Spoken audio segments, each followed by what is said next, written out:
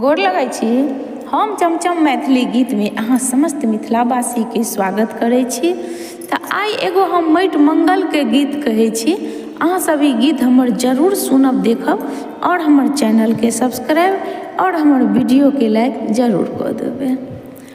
भैया जल्दी से दिया इनाम, थारी हमरा भारी लगैया।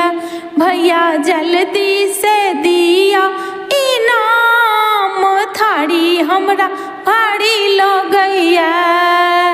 नहीं लेबै गज्जी, नहीं लेब ओली, नहीं लेब गज्जी, नहीं लेब ओली, सिल्क के करू ओरियान, थारी हमरा भारी लगैया। सिल्क के करू ओरियान, थारी हमरा भारी लगैया।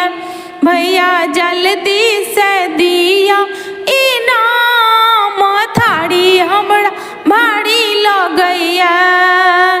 नहीं लेब पायल, नहीं लेब बिछिया, नहीं लेब पायल, नहीं लेब बिछिया, कंगना के करू ओरियान, थारी हमरा भारी लगैया।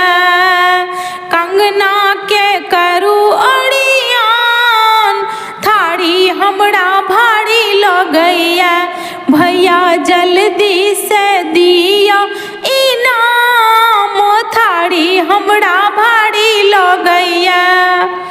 नहीं लेब आठानी, नहीं लेब चौआनी, नहीं लेब आठानी, नहीं लेब चौआनी, असर फीके करू ओरियान, थारी हमर भारी लगैया।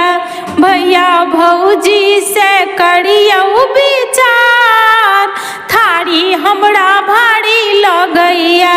भैया जल्दी से दिया इनाम, थारी हमरा भारी लगैया।